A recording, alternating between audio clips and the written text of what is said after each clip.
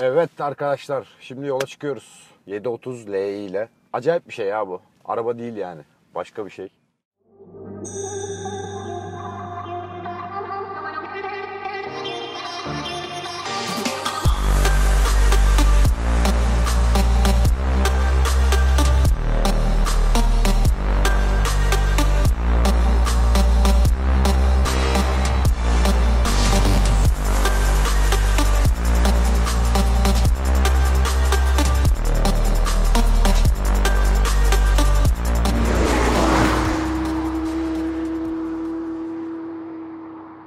Bugün biraz hava serin. Hemen o yüzden koltuk ısıtmamı açtım. Koltuk ısıtmayı açtığınızda şuraları ve şuraları da ısınıyor. Direksiyon ısıtmayı zaten saymıyorum bile. Evet, otomobilde neler var? Hemen başlayalım anlatmaya. Çok büyük bir ekran var öncelikle. Bu ekran aynı zamanda dokunmatik. Bu ekran çözünürlüğü falan çok iyi yani. İnanılmaz bir ekran. Göstergeler dijital. Bizim Ghost diye tabir ettiğimiz göstergeler. Otomobil M değil bu arada. M paket değil, M paketi de var. M paket yapabiliyorsunuz ama o zaman direksiyon değişmiyor.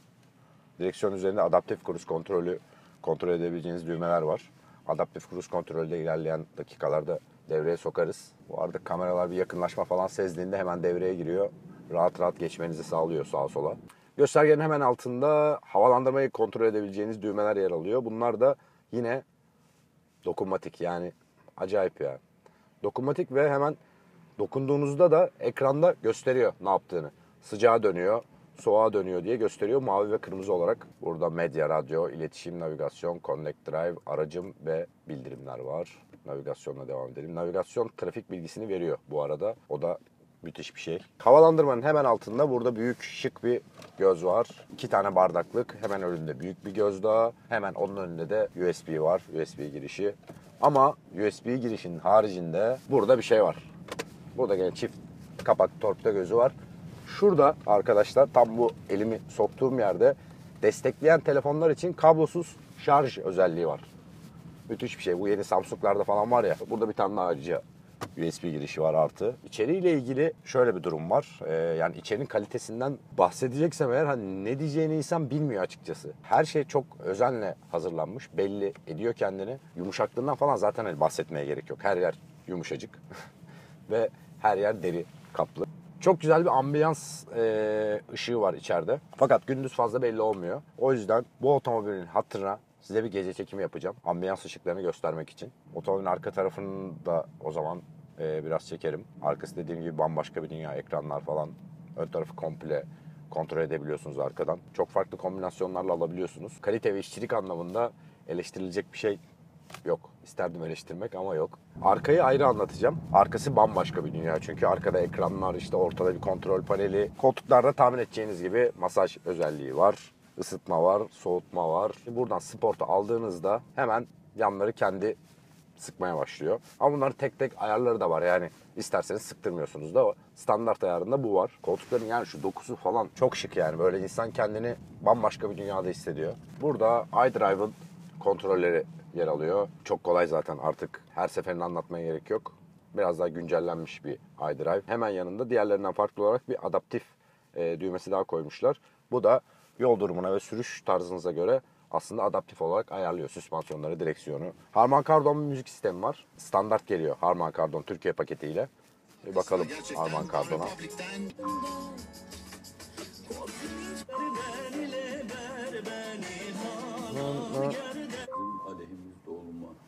Çok güzel bir özellik ya. Yani kullanışlı bir şey. Ama hep garip kanalları kaydetmişler.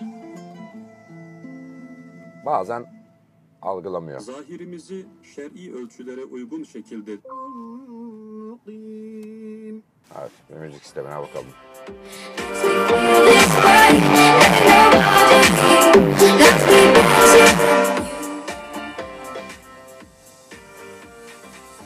Biraz yandaki arabalara garip gelebilir şu hareket. Yani delirdiniz mi falan diye düşünebilirler şöyle yaparken. Ne yapıyor bu falan diyebilirler. Biraz bilinir hale geldikten sonra kullanmak en iyisi. Bu arada şurada bir tuş var. Bütün bu BMW'nin güvenlik önlemlerini bu tuş devreye alıyor. Intelligent Safety, yani işte yaya koruma, kör nokta uyarı sistemi, şerit takip asistanı hepsini buradan devreye alabiliyorsunuz. Ayrıca buradan bir ayar yaparak bazılarını devre dışı da bırakabiliyorsunuz. Aynı zamanda bunu touchpad olarak da kullanabiliyorsunuz. Yani herhangi bir telefon numarası gireceksiniz, herhangi bir şey gireceksiniz. D yazdığınızda rehberdeki tüm D ile başlayan isimleri getiriyor önünüze, ekrana. Klimanın kontrolleri güzel. Burayı renkli bir dijital ekran yapmışlar. Şu kafalıklar şöyle aynı uçaklardaki gibi bu şekilde katlanıyor. Of çok rahat. Arkaya geçip bir de arkayı anlatacağım size. Şimdi bindik arka tarafa. Acayip bir şeyin içindeyiz şu anda ya. Bu kapılar vakumlu zaten kendi kendine kapanıyor. Anlatayım, başlayayım. Bu koltuklar yatıyor, kalkıyor. Hatta ve hatta yüksekliği ayarlanıyor. Şimdi önümde bayağı büyük bir ekran var. Bu ekranları Volkanlar çekmiştir büyük ihtimalle. Bu kafalık ayarlanıyor. Yani abi şu kafalığın üzerindeki şeye baksanıza ya. Bu nasıl güzel bir şey ya. Öndeki ekrandan navigasyonu falan her şeyi kontrol edebiliyorum. Ama asıl olay aslında şuradaki ekran. Şimdi buna basacağım. Bu Samsung'un bir pedi. Bastım. Ver bakalım onu bana. Bak veriyor akıllı araba. Buradan da her şeyi, bütün aydınlatmaları, güneşliği mesela şimdi güneşlikleri kapatalım. Transformers. Koltukları da bundan yine ayarlayabiliyorsunuz. Masaja başlayalım. Bel masajımı üst gövde egzersizi yaptıralım mesela. Mesela bel masajına geçelim. Derecesini arttıralım. Başladı. Sonra klimayı buradan ayarlayabiliyoruz.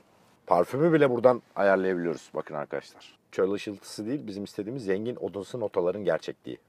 Medya, radyo, buradan hepsini ayarlayabiliyoruz. Ses açıp kapamayı da buradan yapıyoruz.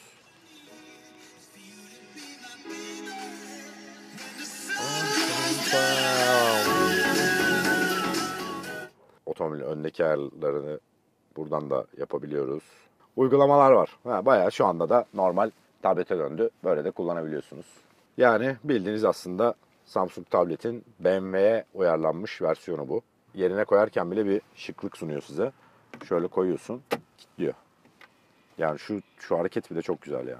Koltuğun tüm destekleri buradan ayarlanıyor. Şurada bir göz var. Yine buradan klima ayarlayabiliyorsunuz. Buradan da buradaki ekranların uzaktan kumandası çıkıyor. Bunları kulaklık takıp tamamen kişisel, kendinize özel müzik dinleyebiliyorsunuz. Her şeyi yapabiliyorsunuz bu kumandayla. Yine burada bir klima kontrolü var. Burada da kulaklık girişleri ve işte DVD görebiliyorsunuz. Koyuyorsunuz filminizi, buradan izleyebiliyorsunuz dilerseniz. Şöyle de kapanıyor güzel bir şekilde. Yine burada 2 kanatlı bir torpido gözü var. Ama bu gözün içinde bir şey var. Şöyle göstereyim. Şöyle geliyor buraya kadar. Evet. Yani bir şey falan yersiniz. Ne bileyim bilgisayarı açabilirsiniz önünde. Bir şeyler yazabilirsiniz. Kapanması da şöyle arkadaşlar. Burayı itiyorsunuz. Şöyle kaldırıyorsunuz. Şurayı yapıyorsunuz böyle. Sonra buraya kadar getiriyorsunuz. Ondan sonra kendi gidiyor. Görüşürüz. Güle güle. Bir de burada göz var. Burası da tekrar yukarı itince yavaşça kapanıyor. Sana da güle güle. Arkası böyle. Burası çok eğlenceli. Ama bir süre sonra eğlencesini yitirebilir. O yüzden biz daha çok otomobili kullanma odaklı düşünüyoruz. Ben öyle düşünüyorum en azından. Baş mesafesi falan söylemiyorum yani. Söylememe gerek yok herhalde. Isofix bağlantıları burada böyle fermuarlı. Yani onu bile acayip şık yapmış. Louis Vuitton çanta gibi ya arabanın koltukları. Çok güzel yani. Isofix bağlantıları için şöyle bir fermuarlı sistem yapmışlar. O bütünlüğü bozmamak için, şıklığı bozmamak için ama o fermuarlar bile o kadar şık ki ekstra bir güzellik katıyor arabaya. Kapa canım, kapa. Gelelim motora arkadaşlar. Böyle bir otomobilde, bu kadar büyük bir otomobilde 2 litre motor var. 4 silindirli 2 litre motor var. Acayip, evet. Maksimum gücünü 5000 ile 6500 devir arasında gösteriyor. Biraz yüksek bir devirde gösteriyor. Yani sanki atmosferik bir otomobilmiş gibi, turbo değilmiş gibi üst devirde geliyor güç. 400 Nm'de torku var. Torku bayağı alt devirlerden itibaren üretiyor eyvallah ama güç bayağı üst devirde geliyor. Bu da otomobile atmosferik bir motor etkisi yaratıyor. Bence güzel bir şey. Ben atmosferik motorları çok seviyorum. 258 beygir bir motor var bu otomobilde. 0-100'ü 6.3 saniye. Yani 1795 kilo araba. 1795 kiloluk bir otomobil için, 2 litre motorlu bir otomobil için çok çok iyi bir 0-100 değeri. Bu da aktarma organlarının ne kadar iyi olduğunu gösteriyor aslında biraz. Gecikme var. Hissettirmiyor dedik, tamam, ama gaza bastığınızda, yani kickdown yaptığınızda biraz düşünüyor. Nasıl düşünüyor? Şöyle. Böyle. Çok fazla değil ama düşünüyor. Şimdi kullanım amacına bakarsanız normal bir şey bu. Evet, beklemese bence daha hoş olurdu. Şu anda 10.8 litreye düştüm. bu arada ara sıra gazlamama rağmen. Yani otomobilin eleştirilecek, bak söyleyemiyorum bile, öyle iyi araba. Eleştirilecek çok az noktası var. Direksiyon elektrik desteğini biraz fazla hissettiriyor. Yani şöyle, normal bir kullanıcı belki hissetmiyor olabilir, hissetmez belki. Ben hissediyorum. Çok çok fazla hafif. Yani hiçbir BMW modeline benzemiyor. Hiçbir BMW modelinde bu kadar hafif bir direksiyon görmedim ben. Çok fazla hafif ve dolayısıyla biraz elektrik desteğini de hissettiriyor. Tabii ki hızlandığında falan sertleşiyor. Biraz fazla hafif geldi bana. Bu kötü bir şey değil ama BMW'nin içindeyken size garip geliyor bu kadar yumuşak olması direksiyonun. Süspansiyonlar çok iyi. Sadece süspansiyonlarda tek bir şeyi eleştirebilirim. Comfort ve Comfort Plus iyi çalışıyor. Fakat Sport'u aldığınızda çok fazla sertleşmiyor. Sport Plus'ı aldığınızda da çok fazla sertleşmiyor. O sertliği tam olarak hissedemiyorsunuz. Yine bir konforlu sürüş oluyor otomobilde. Biraz daha fazla sertleşmesini isterdim ben kendi adıma. Yani normalde biraz önce geçtiğim tümsekten geçseydim başka bir otomobille bayağı hissedilirdi içeride. Şu anda işte Comfort modundayım. Plus'ta bile değilim. Neredeyse tümsekten geçtiğimi hissetmiyorum bile. O kadar konforlu bir süspansiyon var. Adaptif cruise kontrolü açalım. Şu an 53 kilometrede. Bunu biraz arttıralım. 60 yapalım. Şimdi ayağımı gazdan, frenden çektim. Kendi gidiyor. Bayağı fren yapıyoruz şu anda. Kendi yapıyor. Ben yapmıyorum. Tekrar hareket ediyor. Orada bir karışıklık oldu önde çünkü. Biraz yol sesi geliyor. Çok fazla değil ama. Onun haricinde rüzgar sesi falan hiç yok. Sıfır. Deneyecek kadar az. Bu arada frenleri de çok başarılı. Dozajı falan çok iyi.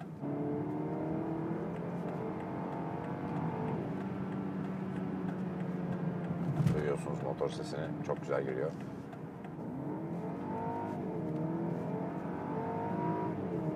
Biraz arkayı bırakmaya istekli.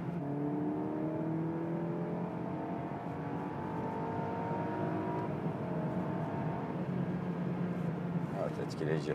Yani bu otomobili şoförle mi kullanırdım, kendim mi kullanırdım bilmiyorum. Muhtemelen hafta içi şoförle, hafta sonu kendim kullanırdım. Biraz trafiğe girdik ve biraz gaza bastık. O yüzden 11 litreye çıktı şu anda. Bir de çok değişik bir kumandası var otomobilin. Dijital ekranlı, telefon gibi bir aslında kumanda. Normal bir anahtar var, artı bir de kumanda var. Tasarımı beğendim mi diye sorarsanız ben BMW'nin genel olarak tasarımlarını beğeniyorum zaten. Yani bu sınıfta bir otomobil için bu araba sportif duruyor diyebiliriz tasarım açısından. Ama tasarım çok göreceli bir kavram. Yani kimine güzel gelebilir, kimine çirkin gelebilir, kimine sportif gelebilir. Genel bir değerlendirme yapacak olursak otomobille ilgili 557 bin TL'den başlıyor arkadaşlar. Yani evet, iyi bir para ama bu parayı aldıklarınıza bakmak lazım. Neler alıyorsunuz? Büyük bir konfor alıyorsunuz. Büyük bir kalite alıyorsunuz, şıklık alıyorsunuz, prestij alıyorsunuz. Tabii ki çok iyi para. Yani 557 bin lira benim herhalde 79 yaşına kadar falan para biriktirmem lazım herhalde. Hiçbir şey yemeden, içmeden o zaman belki alırım. Çok özel hissediyorsunuz bu otomobil içinde kendinizi. 5 metreden daha uzun bir otomobil. Bunu hissettirmiyor ama direksiyonda, emin olun. Yani fiyatı tabii ki makul demeyeceğim ama parasının hakkını veriyor. O açıdan iyi. Yani rakiplere baktığımızda işte A8 var, S sınıfı var Mercedes'te.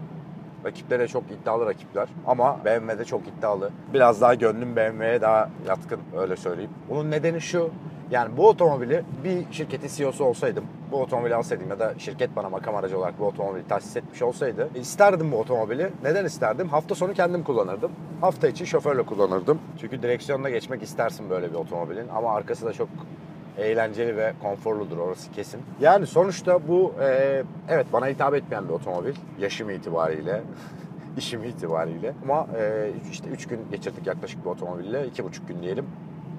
Bu 2,5 gün içerisinde kendimi çok iyi hissettim trafikte. Çok az yoruldum ve teknolojisi beni çok etkiledi. Yani en çok etkileyen şey aslında teknolojisi oldu. Sürüşü falan değil. Değişik, yani uzay üssü gibi. Bırakmak istemiyorum. Ne yapacağım bilmiyorum. Yok, ben gideyim hakikaten. Yoksa gidemeyeceğim yani. Bırakamayacağım bu arabayı. Bunu açalım, en son bitireyim. Görüşürüz arkadaşlar. Ben artık buradayım. Kendimi kilitleyeceğim içeri. Bakayım ne olacak, çıkartabilecekler mi? Yok tabii ki, bırakıyoruz artık. Ayrılıyoruz 7 ile. Görüşürüz. Bir sonraki testte, vlogda, neyse. Bay bay.